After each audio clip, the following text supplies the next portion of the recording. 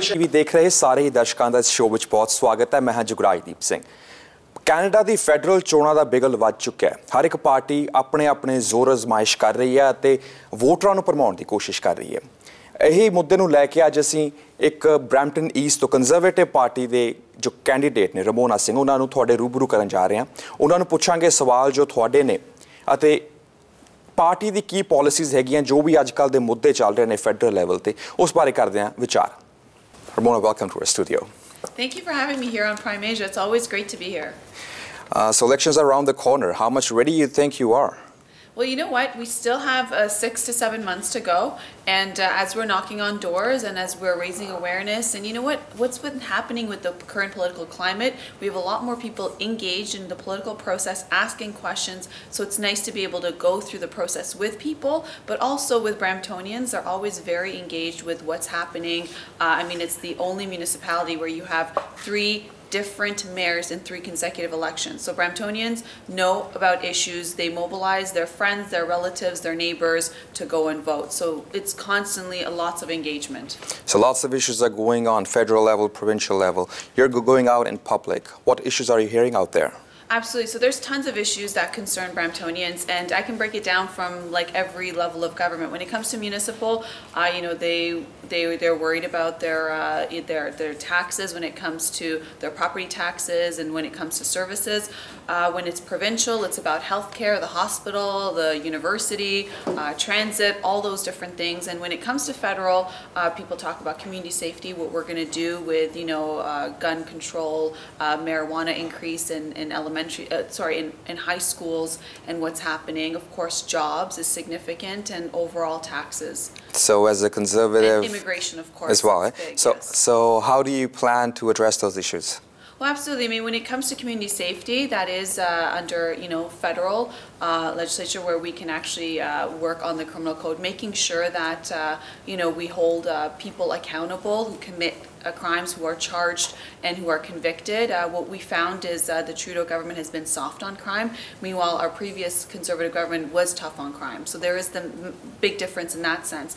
When it comes to benefits and families, a Conservative government, when we were, you know, in government, we had, you know, tax credits for families, for sports, income splitting, everything that, you know, made sure that we make sure there's more middle class. And so we want to make sure we do that. And of course, recently we had Honorable Andrew Scheer, the leader of the Conservative Party, announce that there's going to be GST removed from home heating, because it is a necessity, and as it's not charged on groceries and other necessities, we shouldn't be doing the same, especially with hydro rates that are through the roof in Ontario, as you know. And when it comes to immigration, of course, so we want to go back to a very fair system that is compassionate, and make sure that you know, family reunification is very important here to Bramptonians. Every household has about 3 to 4 generations to make sure that language is kept, heritage is kept within the home, and family is very important. And what we're finding is there's lots of backlogs. And when it comes to obviously refugees, we want to make sure that we are bringing the people that need to come into this country, like the Yazidis and of course the Afghani Sikhs and whatnot. So we have to do something about clearing all the backlogs that we have, and of course making sure that we match skills to jobs as well. So you mentioned about immigration. Liberals are claiming that they surpassed all their targets that they have put in forward when they came into government. How do you look at that? And what type of targets you're talking like family reunification, they've increased the number of applications they're going to take. You're talking about backlogs, yes, but the backlogs were there when the Conservative government was there as well. That's why they just changed from, they just basically blocked the family reunification, the parent-grandparent application, and they started Super Visa, which is a good program as well. So it was the Conservatives that started a super visa. When we came into power, there was a significant backlog that we reduced almost by 80%. And it was the Conservatives under Jason Kenney who started the super visa. Correct. And of course, when it came to right now with family reunification, they opened up the portal for about 8 minutes, and then they had to shut it down because of the significant number of applications. And then they started the lottery system, and the lottery system is really that you're not in queue. You're just actually waiting to get into queue. So that doesn't really address the problem either. And so we got to go back to, you know, a system that makes sense and that's equitable. And that is one of the biggest concerns when we knock on the doors. But even if the system is like, it was open for 8 minutes, but the thing is they've In 8 minutes, they were able to take 27,000 applications, which they're taking lots of applications, even if there's a backlog. So how do you look at that? They're surpassing all their targets. They're bringing in more people than the Conservatives will. So they've projected to bring in, so every year what we did under the Conservative Party, we actually, government, we actually projected more annually, and this is what the Trudeau government has done is they're actually continuing that process, but it doesn't still address what's happening through our irregular border crossers that are coming through illegal. So basically they're just that's causing a major backlog. So they're just advertising that they're bringing in more, but the Conservatives were bringing the same amount of people. Well, yeah, and we actually met our targets, and the difference is we didn't have a lottery system where we say, okay, well, you can be on a lottery, well, we'll pick you out of the line and just put you in a possible queue to get in. There is no fairness in that sense, whereas people who've been waiting for years are now further backlogged, and other people are jumping the line and coming through, through illegal measures as well. Okay, so recently it's a big drain on our system in terms of processing all those applications. Recently, 2 Liberal ministers resigned. How do you look at that? Well, I mean, I can only go with what they're saying. In terms of what they released in the media.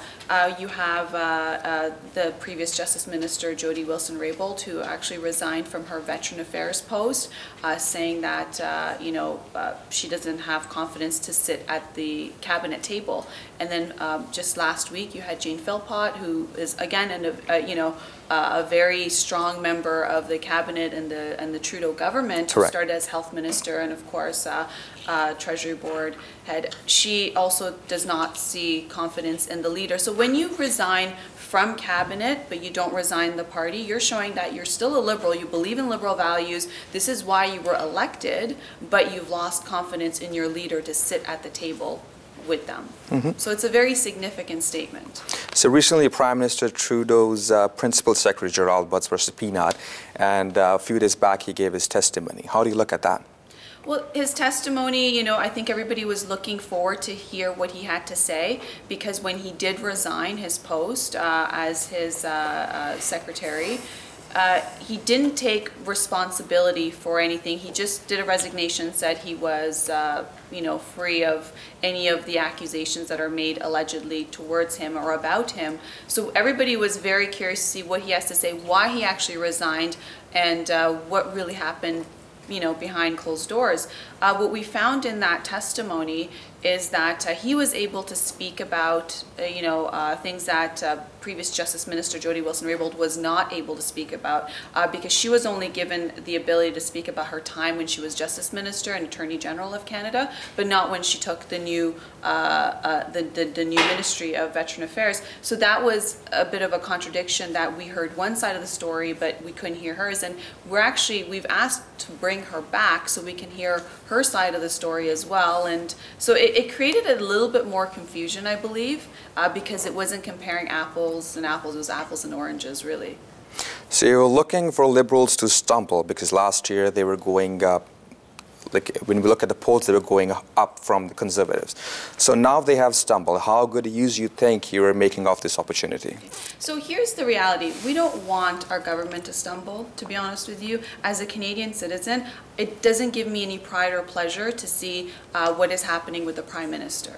Because we, as Canadians, we respect the law, we believe in the rule of law, and we want to be in a position that when people give a political party majority, that they would rule with transparency, with the rule of law being upheld, and to do what's right for Canadians. So this actually gives me no pleasure to see what's happening, to be honest with you. ਸਮਾਂ ਹੋ ਰਿਹਾ ਜੀ ਇੱਕ break ਦਾ। Break ਤੋਂ ਬਾਅਦ ਅਸੀਂ ਵਾਪਸ ਆਉਂਦੇ ਹਾਂ। ਤੁਸੀਂ ਇਸੇ ਤਰ੍ਹਾਂ ਜੁੜੇ ਰਹੋ ਪ੍ਰਾਈਮ ਏਸ਼ੀਆ ਟੀਵੀ ਦੇ ਨਾਲ।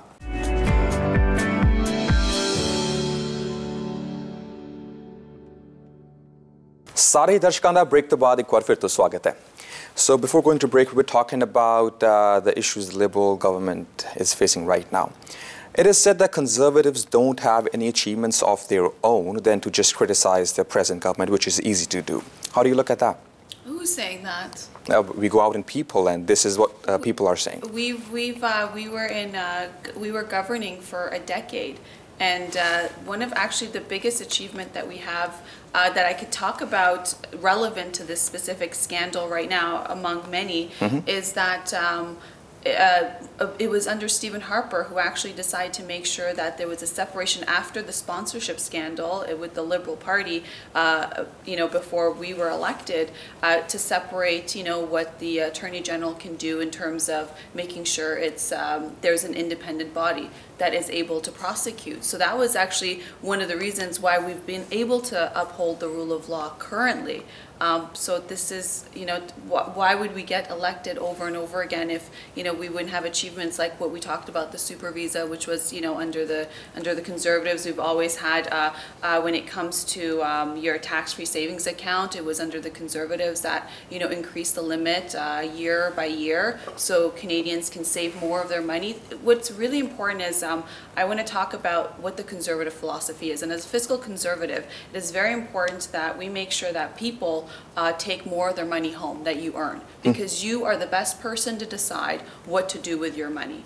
And that's why we believe in smaller governments. We believe in making sure that people have the ability to prosper, making sure that Canada is a country where businesses can prosper and you can come and this is the only way you can actually have a middle class with lower taxes, more opportunities, and making sure there's a strong economy. And it was, of course, under the Conservative government where we've had the most trade agreements, and Canada had a strong international presence and with different community leaders. It's also under Conservatives where we had, the tough on crime, where you weren't seeing the same stuff that you are today. We kept the rule of law, as at the utmost importance. So there's a ton of stuff we can talk about. You just mentioned the uplifting the middle class, which is the policy of Conservatives. Liberals are saying that, be it the Canada Child Benefit Plan or other programs, they're putting the money straight into the pockets of the people, the public, whereas the Conservatives, they just put the money in their wealthy partners, which just downflows to the people. Isn't it better to put the money directly into the people? Which partners you're talking about? The wealthy people. People? No, so with Conservatives, when it comes, that's actually not true, because when we talked about like income splitting and all the different tax credits, it went straight to families, and of course there was the credit for people who suffer from diabetes that has been removed now. For students that are taking transit, all of that went straight to the pockets of families. But when it comes to the concept of only benefiting the wealthy, that's not the case. When you make sure that businesses have a corporate tax rate that is manageable, so they can invest more in their business or to be able to grow their company by hiring more people, that is all part of making sure that there's a stronger economy. I mean, it is through businesses that a new dollar is generated, right? A dollar that goes into government is just recycled, and you don't get the same amount of services as a dollar going in as a dollar coming out. So we want to be able to support people who are creating jobs as well. So Conservatives in Ottawa are asking resignation of Prime Minister Trudeau over political interference in SNC-Lavalin. Similar kind of allegations are pressed on your provincial ally, Doug Ford, who is Premier of Ontario. Don't you think you should ask for resignation of a political ally, Doug Ford, first? So essentially, it's very important to note that the Conservative Party of Canada is a separate party than the Progressive Conservative Party of Ontario. Correct. Well, but I just want to make sure that it's not managed the same way. What is important is, so when it comes to our counterpart's actually the other federal political parties, such as the NDP and such as the Liberal Party of Canada. And so what we do is we address, so our leader, Honourable Andrew Scheer, when he addresses things, he addresses our counterparts at a federal level, and that's why he doesn't get involved in any provincial matters, because otherwise if he gets involved in provincial matters here in Ontario, he would have to do the same in all the other provinces and territories as well. And so our ask in terms of asking for a resignation is because we've already seen our Prime Minister's ministers actually resigning his cabinet, saying they've lost confidence in him in terms of a leader to lead this country. So the accusation and the climate has already been created within his own party, within our own government, that is the Liberal Party. And we're saying, you know what, with what's happening with SNC-Lavalin, this is an RCMP investigation should follow, because and I really want to stress this is very important. you know, the rule of law is at stake, because what's really being, what really happened is, Justice Minister Jody Wilson-Raybould said, you know, she was being pressured for a deferred agreement. And what that is that a company who could potentially go to a criminal court for a criminal case could get a deferred agreement, which would mean they pay a fine and they admit no criminal wrongdoing. So you pay a fine, you don't go to court, and then you go away, everything's washed. And that's a legal way of doing things. When she looked at what the issues are and the case, she decided that that should not be applied. A deferred agreement should not be given in this case, and there should be no interference. So when a justice minister is getting pressured from the Prime Minister's office and different ministers' offices to make sure that a company is above the rule of law, that is a serious matter, because as an immigrant myself, and many are immigrants, we come from countries where we did not feel safe anymore in some senses, where some people, based on their connections, their political affiliations, were above the rule of law. They could get away with breaking the law, but because of their connections could get away. Canada's not that country. This is the reason why we live here. And our Constitution, our Charter of Rights and Freedom, dictate that we're all equal under the law. And when the Prime Minister keeps saying over and over again, this is about jobs, when Gerald Butts keeps talking about over and over again, this is about jobs, well, I'll tell you something. When it comes to SNC-Lavalin, it was the CEO and the executives that were not thinking about the jobs of the company, of their company, when they were breaking the law, allegedly, with everything that's being presented. That's why they're going to court.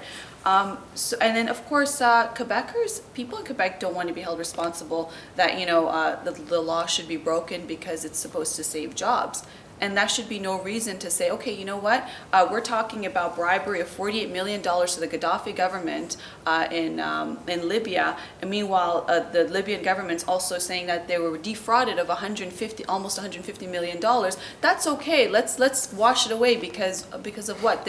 And furthermore, the issue was not just jobs. It was the allegations of the Prime Minister saying that there is a Quebec election coming up last year, that he is a local Montreal MP, which is where SNC-Lavalin is and where the jobs are. So these are all conflicts of interest, and we also know this is the same Prime Minister that had the first conflict of interest charge. So this is a very significant thing, and I don't think it should be overlooked at all. There's lots going with Liberals on the federal level, be it the scandals, be it their MPs or their ministers going against them. Are you just seeking this opportunity to come into the power, or are you the real change that Canadians seek? Again, I want to stress this gives us no pleasure to see what's happening with our government, because when a government is falling apart the way it is right now and the level of conflict, you know, that means that they're not being able to do their job and govern like they need to, and that's a reality, right? We have 36 million people in Canada, and we want to make sure that the party that is elected to govern can actually do it. So we're not seeking anything. It's an election year. The election is October 21st, and as the official opposition, Her Majesty's official opposition, we have to make sure that we ask the right questions of our governing party. And this is a system that we come from the Commonwealth, from England, where, you know, when you're opposition, you're able to ask, and that's why every minister has a shadow minister, so they can ask questions on behalf of their constituents, on behalf of Canadians, to hold the government accountable, to make sure that they're actually doing their job. There's a hearsay that Jagmeet Singh might come back to his stronghold riding of Brampton East, which tends to be the riding where you're contesting as well.